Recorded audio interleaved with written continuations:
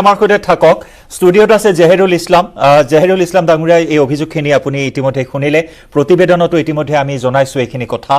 আপুনি কি ক'ব এই সমূহ অভিযোগৰ সন্দৰ্ভত ইতিমধ্যে বহুকেইটা দলে কিন্তু আপোনালোকক কটু সমালোচনা কৰিছে বিশেষকৈ উপনিৰ্বাচনৰ পিছৰে পৰা আমি সেইখিনি কথা পাতিম বিশেষকৈ বিজেপিৰ সংখ্যালঘু নেতাগৰাকীৰ এই সমূহ অভিযোগ সন্দৰ্ভত কি ক'ব আপুনি প্ৰথমতে আপুনি যিজন ব্যক্তিৰ কথাখিনি আদ ধৰি এই কথাখিনিৰ অৱতাৰণা কৰিছে প্ৰথম পৰ্যায়ত হ'ল তেখেতক বিজেপিৰ কোনো সংখ্যালঘু নেতা বা বিজেপি নেতা হিচাপে অসমৰ মানুহে চিনি নাপায় তেখেতক এজন এক্সিডেণ্টেল এমএলএ হিচাপে অসমৰ মানুহে জানে বা চিনি পায় আৰু এইবাৰতো তেখেতে বিপুল ভোটত পৰাজয় বৰণ কৰিছে গতিকে পৰাজয়ৰ গ্লানিত তেখেতে আবল তাবল বকিছে এটা স্বাভাৱিক কথা তেখেতৰ বক্তব্য যদি আপুনি লক্ষ্য কৰে তেতিয়াহ'লে আপুনি এটা কথা খুব ভালদৰে অনুভৱ কৰিব পাৰে যে তেখেতে কৈ আছে যে কোনোবাই কৈছে যে টিকেট বিক্ৰী কৰিছে আৰু সেইখিনি কথা তেখেতে শুনিছে মই তেখেতক কওঁ যদি সামান্যতম দায়িত্ববোধ থকা এজন ব্যক্তি হ'লহেঁতেন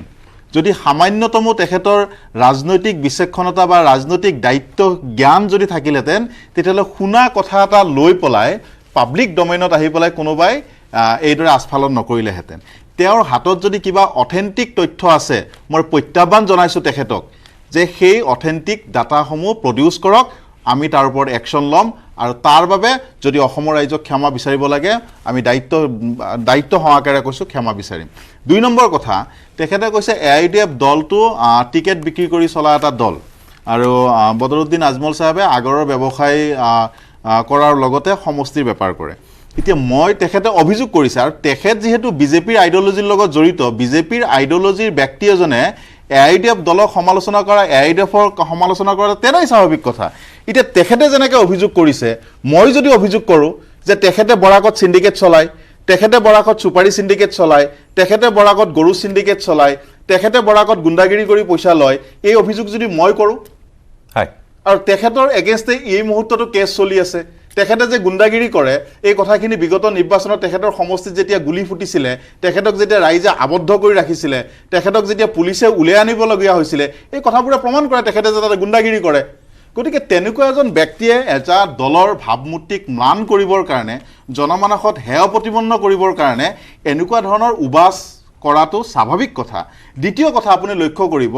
বিজেপিত যেতিয়া কোনোবা এজন নেতাৰ গুৰুত্ব কমি যায় অৰ্থাৎ বিজেপিয়ে যেতিয়া কোনোবা এজনক ডাষ্টবিনত পেলাই দিয়ে তেতিয়া তেওঁৰ নিজৰ গুৰুত্ব বঢ়াবৰ কাৰণে অসমৰ মিয়া মানুহক আক্ৰমণ কৰিব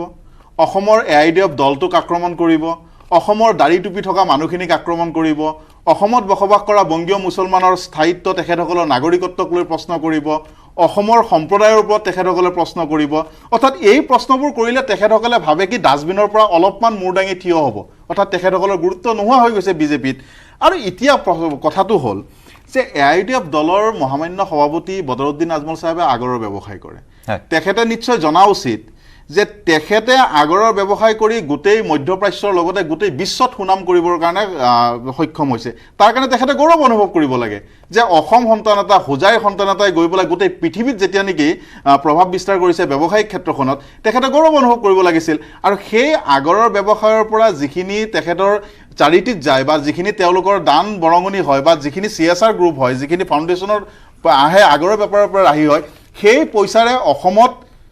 প্ৰায় 70খন স্কুল কলেজ চলাই আছে 4খন হস্পিটেল চলাই আছে যাৰ জৰিয়তে লাখ লাখ মানুহ উপকৃত হৈ আছে আৰু তেখেতে নাজানে চাগে মই অনুকুৱাই দিওঁ আজি কেইদিনমান আগত নিটৰ এক্সামৰ ৰিজাল্ট দিছে তাত প্ৰায় 150 গৰাকী অসমৰ আটাইতকৈ দৰিদ্ৰ মানুহৰ মেধাৱী ছাত্ৰই মেডিকেল এণ্ট্ৰেন্স পাছ কৰিবৰ কাৰণে সক্ষম হৈছে আজমল চাহাবৰ তৎপৰতা মই প্ৰত্যাহ্বান জনাইছোঁ তেখেত যদি ইমান সৎ হয় তেখেতে কওকচোন যে তেখেতৰ আয়ৰ জৰিয়তে এখন পাঠশালা এখন LP স্কুল চলাইছে বুলি আপুনি কথা মই কোৱা নাই নহয় সঁচা কথাবোৰ সহ্য কৰক সঁচা কথাবোৰ সহ্য কৰক আৰু বিজেপিয়ে AIUDF দলক সাম্প্ৰদায়িক বুলি কোৱাটো এইটো বাতুলমিক বাহিৰে অন্য একো নহয়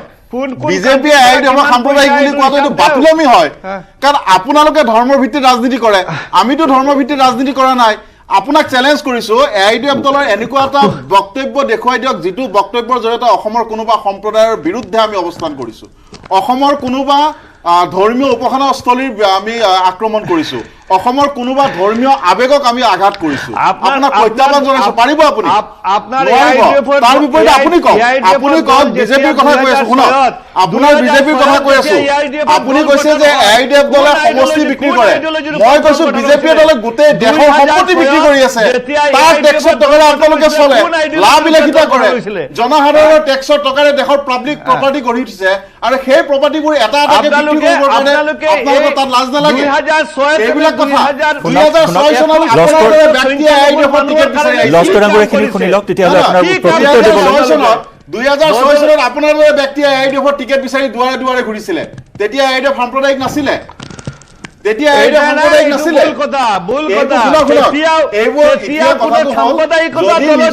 যদি নিজৰ গুৰুত্ব বঢ়াবৰ কাৰণে আবুল তাবুল বগিছে তাত মোৰ ক'বলগীয়া একো নাই কিন্তু অথেন্টিক তথ্য নোহোৱাকে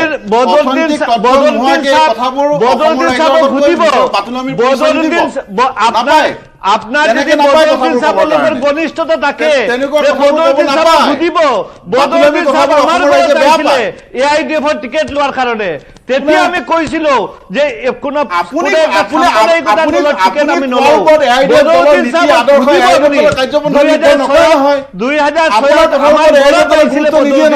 আপুনি বিজেপি কৰ্মী হয় আপুনি বিজেপি দলৰ নেতা হয় আপোনাৰ কথাৰ ওপৰত নিৰ্ভৰ কৰি AIUDF দলে নীতি নিৰ্ধাৰণ কৰিব আপুনি AIUDF দল হয় নাজানো আপুনি AIUDFৰ ইতিহাস নাজানে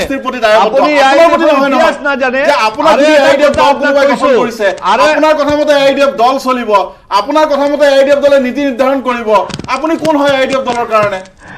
AIUDF দল অসমৰ বঞ্চিত জনগণৰ পক্ষত কৈছে আৰু কৈ থাকিব তাত আপোনাৰ দৰে ব্যক্তিয়ে যিমানেই যি কয় তাৰ কথা তিলমাত্ৰ গুৰুত্ব নিদিয়ে AIUDFৰ দলৰ কি তিলমাত্ৰ গুৰুত্ব নিদিয়ে ভবানীপুৰৰ আপোনালোকৰ দলৰ বিধায়ক আছিলে থাকিব পাৰে ভবানীপুৰৰ আমাৰ দলৰ বিধায়ক আছিলে আপোনালোকৰ বিভিন্ন জায়গাত হাৰিছে আপোনালোকৰ বিভিন্ন জায়গাত হাৰিছে এটা কি ডাঙৰ কথা নিৰ্বাচন হয়ে হৰাজিকাৰ কাৰণে বিধায়ক আছিলে নিৰ্বাচন হয় হৰাজিকাৰ কাৰণে আপুনিতো বিজেপিৰ এমএলএ আছে আপুনি কিয় হাৰিলে শুনক আপুনি কিয় হাৰিলে আৰু হৰাজিকাৰ থাকে নিৰ্বাচন তাৰ কাৰণে ৰাইজে কাৰোবাক বেয়া পাইছে প্ৰত্যাখ্যান কৰিছে কাৰোবাক ভাল পাইছে আপুনি কৈছো যে আপুনি কৈছে এনেকুৱা ব্যক্তিৰ এইবিলাক কথা ক'ব নাপায় বিভ্ৰান্ত নকৰিব নহয় ৰাইজে প্ৰত্যাখ্যান কৰিছে এইখিনি অভিযোগ এতিয়া উত্থাপন কৰিছে অসমৰ ৰাইজে AIUDFক প্ৰত্যাখ্যান কৰিছে লগতে আন এটা অভিযোগ তেওঁ কৰিছে যে খিলঞ্জীয়া মুছলমানে AIUDFক ভোট নিদিয়ে বাংলাদেশী মূলৰ ভোটাৰসকলেহে ভোট দিয়ে AIUDFক এইখিনি অভিযোগ এতিয়া উত্থাপন কৰিছে এওঁলোকৰ মন মগজুত সদায় এটা বস্তু এওঁলোকে মানে ক্ৰিয়া কৰি থাকে সেইটো হ'ল স্বদেশী বিদেশী হিন্দু মুছলমান জাত পাত বৰ্ণ ধৰ্ম এওঁলোকৰ ৰাজনীতি কৰাৰ বেলেগ কোনো আহিলাই নাই এওঁলোকৰ জন্মই হ'ল ধৰ্মৰ ওপৰত ভিত্তি কৰি এওঁলোকৰ কথা বতৰা কাম কাজ হ'ল সাম্প্ৰদায়িক এওঁলোকৰ সকলোবোৰ কথা বতৰা জনগোষ্ঠীক ডিভাইড এণ্ড ৰুল পলিচি কৰা গতিকে এওঁলোকে অন্য সমন্বয়ৰ কথা পাতিব পাৰিব নেকি সংহতিৰ কথা এওঁলোকে জানে নেকি এওঁলোকে নাজানে কিন্তু এইখিনিতে আন এটা প্ৰসংগ মই উল্লেখ কৰিব লাগিব জাহিৰুল ইছলাম ডাঙৰীয়া হয় লস্কৰ ডাঙৰীয়া আহিম আপোনাৰ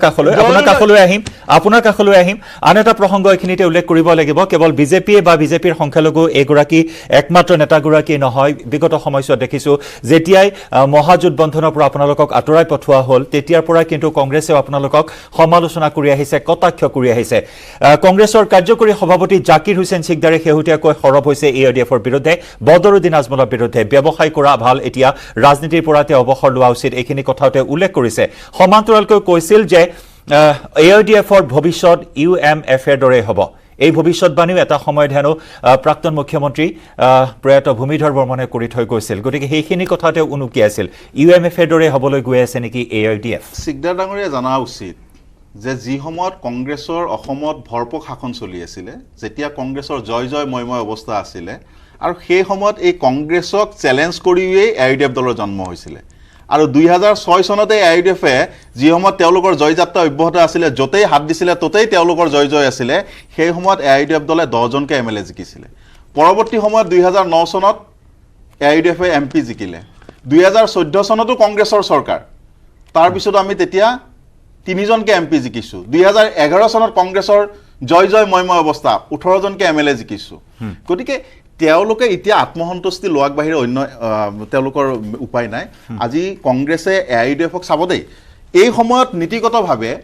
কংগ্ৰেছে কাৰ লগত যুদ্ধ কৰিব লাগিছিল কথাবোৰ অসমৰ ৰাইজে বুজি পাইছে তথাপিতো মই কৈ আছো যে এই সময়ত বিজেপিয়ে যি সময়ত এটাৰ পিছত এটাকে জনবিৰোধী নীতি লৈ আছে বিজেপিয়ে যেতিয়া এটাৰ পিছত এটাকে দেশৰ সম্পত্তি বিক্ৰী কৰি আছে বিজেপিয়ে এটাৰ পিছত এটাকৈ যেতিয়া নেকি জনবিৰোধী জাহিদুল ইছলাম ডাঙৰীয়া আপোনাৰ কাষলৈ আহিছোঁ শিক্ষাগত অৰ্হতাক লৈ ইতিমধ্যে ন্যায়ালয়ৰ দ্বাৰস্থ হৈছিল আমিনুল হক লস্কৰ ডাঙৰীয়া AIUDFৰ জেনেৰেল ছেক্ৰেটাৰী কৰিমউদ্দিন বৰভূঞাৰ বিৰুদ্ধে এই গুৰুতৰ অভিযোগ ইতিমধ্যে উত্থাপন হৈছিল যদি এফিডেভিটৰ ওপৰত বেছ কৰি তেখেতে কথাখিনি কৈ আছে আপুনি যদি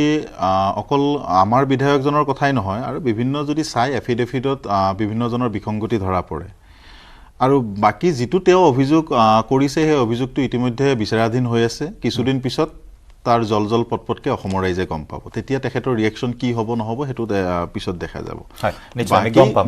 বাকি মই তেখেতক এটা কথা কওঁ যে তেখেতে আমাৰ বিধায়কজনৰ বিষয়ে যিমানখিনি খোচৰা মেলা কৰিছে তেখেতসকলৰ এন্টায়াৰ পলিটিক্যাল সায়েন্সত মাষ্টাৰ ডিগ্ৰী কৰাজনৰ বিষয়ে অলপ আৰটিআই কৰকচোন তেখেতৰ শিক্ষাগত অৰ্হতা কিমান আছে সেইখিনিও তেখেতে জানি লোৱাটো ভাল অসমৰ ৰাইজক জনোৱাটো ভাল ভাৰতৰ ৰাইজক জনোৱাটো ভাল এন্টায়াৰ পলিটিক্যাল সায়েন্সৰ ব্যক্তিজনে কৰপৰা পলিটিক্যাল সায়েন্স কৰিলে কোন কলেজত পঢ়িছিলে এলপি স্কুল ক'ত গৈছিলে হায়াৰ সেকেন্ডাৰী ক'ত গৈছিলে কলেজ ক'ত গৈছিলে এই কথাখিনি তেখেতে ভাৰতৰ মানুহক জনালে ভাল অসমৰ মানুহক জনালে ভাল সময়ত গম পাম আপোনালোকৰ দুইজন বিধায়কৰ ওপৰত কেছ চলি আছে কোন দুইজন বিধায়কৰ ওপৰত কেছ চলি আছে কোন দুইজন বিধায়ক এজন আগলাপুৰ হাইলাকান্দি ডিস্ট্ৰিক্টৰ আগলাপুৰ সমষ্টিৰ নিজামুদ্দিনৰ বিৰুদ্ধত কেছটো আপোনাৰ ওপৰতো চলি আছে কেছটো আপোনাৰ ওপৰতো আছে আপোনালোকৰ যদি শৰ্ট কেছটো আপোনাৰ ওপৰতো আছে হেতু কেছ নাই কেছ আপোনাৰ ওপৰতো আছে শিক্ষাগত অৰ্হতা নিয়া কেছ নাই মই কলো কি আপুনি আমাৰ বিধায়কৰ শিক্ষাগত অৰ্হতাৰ লগত লাগি থাকিব নালাগে লাগক কথা নাই কিন্তু লগতে আপোনাৰ এন্টায়াৰ পলিটিক্যাল সায়েন্সত যিয়ে মাষ্টাৰ ডিগ্ৰী কৰিছে তেখেতৰ তথ্যখিনি জনাওক আমিতো ভাল পাম জনাওক আপুনি সেইখিনি পাৰিব সেইখিনি জনাব পাৰিব আছে সিমানখিনি সাহস আমি ওয়েলকাম কৰিছো আপুনি কৰক আপুনি কেছ কৰিছে আপুনি ন্যায়ালয়ত লৈ গৈছে ভাল কথা কিছুদিন পিছত ন্যায়ালয়ে তাৰ জবাব দিব লগতে আপোনাক এটু কওঁ যে এন্টায়াৰ পলিটিক্যাল সায়েন্সত মাষ্টাৰ ডিগ্ৰী কৰাজনৰো সাৰ্টিফিকেটৰ কথা অসমৰ ৰাইজক ভাৰতৰ ৰাইজক জনাওক তেতিয়া ভাল পাম আমি তেতিয়া ভাল পাম আমি তেতিয়া গম পাম আপুনি কৰক না আপুনিতো খুচৰি আছে কাৰ কোনখন শিক্ষাগত অৰ্হতা কি আছে কি নাই কি কথা ভাল কথা আপুনি কৰক লগতে এইটো কৰিবৰ কাৰণে আমি আপোনাক আহ্বান জনাইছো কৰকচোন নিশ্চয় যেহেতু আদালতৰ বিচাৰাধীন হৈ আছে গুৱাহাটী উচ্চ ন্যায়ালয়ৰ বিচাৰাধীন হৈ আছে আদালতে ৰায় দিব আইনে ৰায় দিব সেয়া আমি অপেক্ষা কৰিব লাগিব শেষত জাহিদুল ইছলাম ডাঙৰীয়া আপোনাৰ পৰা জানিব বিচাৰিম আমিনুল হক লস্কৰ ডাঙৰীয়াই কোৱাৰ দৰে বা জাকিৰ হুছেইন সিকদাৰে কোৱাৰ দৰে আপোনালোকৰ সন্মুখত নিশ্চয়কৈ প্ৰত্যাহ্বান থাকিব যিহেতু কংগ্ৰেছো আপোনাক আঁতৰাই পঠিয়ালে AIUDFক 2024 চনত আমিনুল হক লস্কৰ ডাঙৰীয়া বা জাকিৰ হুছেইন সিকদাৰে কোৱাৰ দৰে নিশেষ হোৱাৰ পথত নেকি AIUDF দল প্ৰত্যাহ্বান নিশ্চয় থাকিব আমিনুল লস্কৰ ডাঙৰীয়া বা জাকিৰ হুছেইন সিকদাৰ ডাঙৰীয়াই ৰাজনৈতিকভাৱে কিবা বক্তব্য আছে তাক লৈ AIUDFে কেতিয়াও মূৰ নঘমায় AIUDFক লৈ যদি অসমৰ বিদ্যুৎ মহলে কিবা কয় তেতিয়া নিশ্চয় আমি তাত চিন্তা কৰিম আমিনুল ইছলাম ডাঙৰীয়াৰ দৰে ব্যক্তি বা জাকিৰ সিকদাৰৰ দৰে ডাঙৰীয়া ব্যক্তিয়ে যদি কিবা কয় সেই কথাটোক লৈ AIUDFে ইমান মূৰ ঘমাব লাগে বুলি মই ভাবা নাই আৰু আটাইতকৈ ডাঙৰ কথা যে আমি লস্কৰ ডাঙৰীয়া বা সিকদাৰ ডাঙৰীয়াৰ প্ৰতি দায়বদ্ধ নহয় আমি অসমৰ নিষ্পেষিত বঞ্চিত শুনক কথাখিনি শেষ কৰিব দিয়ক তাতকৈ ডাঙৰ কথাটো হ'ল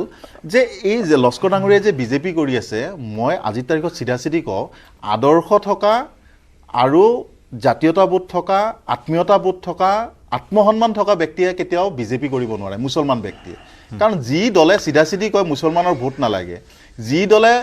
সদায় মুছলমানৰ বিৰুদ্ধে কাম কৰে যি দলে মুছলমানক দ্বিতীয় শ্ৰেণী নাগৰিক কৰাৰ চিন্তা কৰে যি দলে মুছলমানৰ ভোটাধিকাৰ কৰ্তন কৰিব বিচাৰে যি দলে মুছলমানক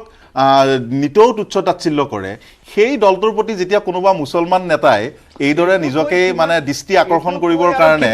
অন্যান্য কিবা কিবি আকুট বিকুট উবাস কৰিব তেনে ক্ষেত্ৰত তেনেকুৱা নেতাবোৰলৈকে আমাৰ পুতৌ জন্ম এইটো স্বাভাৱিক কথা অসমৰ মুছলমান সমাজৰো পুতৌ জন্মে অসমৰ সংখ্যালঘু ৰাইজৰ পুতৌ কিন্তু তেখেতে গুৰুতৰ অভিযোগ উত্থাপন আনিছে যে AIUDF দলে বাংলাদেশী মূলৰ হে ভোট পায় খিলঞ্জীয়াৰ ভোট নাপায় লস্কৰ ডাঙৰীয়া ইতিহাসে নাজানে অভিযোগ প্ৰতি অভিযোগ থাকিব লস্কৰ ডাঙৰীয়া অসমৰ মুছলমানৰ ইতিহাস নাজানেই তেখেতে যদি ইতিহাস জানিলেহেঁতেন তেতিয়া দোকান বন্ধ কৰাৰ সময় আহিছে এই অভিযোগ এই কথা ইতিমধ্যে এই সকিয়নি ইতিমধ্যে প্ৰদান কৰিছে AIUDFৰ দোকান বন্ধ কৰাৰ সময় আহিছে গতিকে এই প্ৰত্যাহ্বান কেনেদৰে লয় AIUDF অনাগত নিৰ্বাচন সন্দৰ্ভত স্পষ্ট হ'ব